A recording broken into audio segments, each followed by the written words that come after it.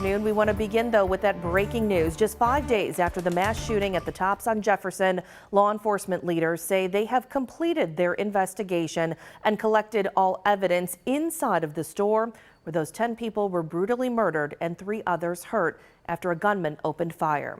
Police made that announcement just a short time ago. As for a timeline to reopening the store, well, that's still up in the air. 2 on your side's Dave McKinley is live along Jefferson Avenue with the plan to move forward. Dave, good afternoon.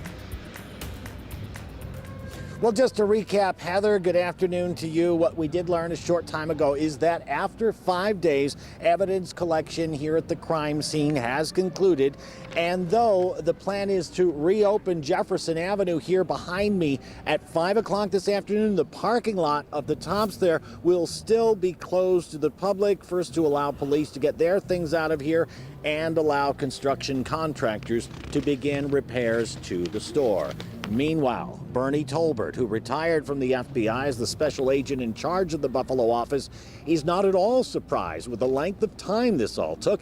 He notes the crime scene involved multiple victims encompassing tens of thousands of square feet, both inside and outside the store. There was a lot of work to be done, and while the Buffalo field office has agents to cover a 17-county area, it turns out that relatively few of them are qualified to do much of the work that had to be done here.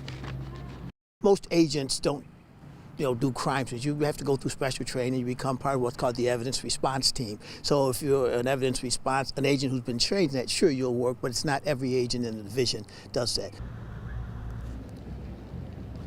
In fact, the FBI confirmed today that they had to bring some of those folks in from other parts of the country, along with some specialized equipment for the investigation. But the FBI would not say how much, if at all, interior parts of the store had to be dismantled, perhaps, to uncover all of the potential evidence. Now, Tops officials couldn't answer that question either, because after all, this scene has not been turned over to them, so they haven't been able to enter the store to see it.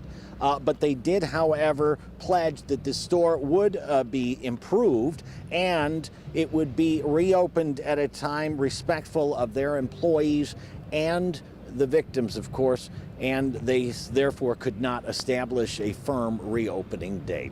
That's all we have for now. Reporting live outside the Tops on Jefferson Avenue, Dave McKinley, Channel 2 News.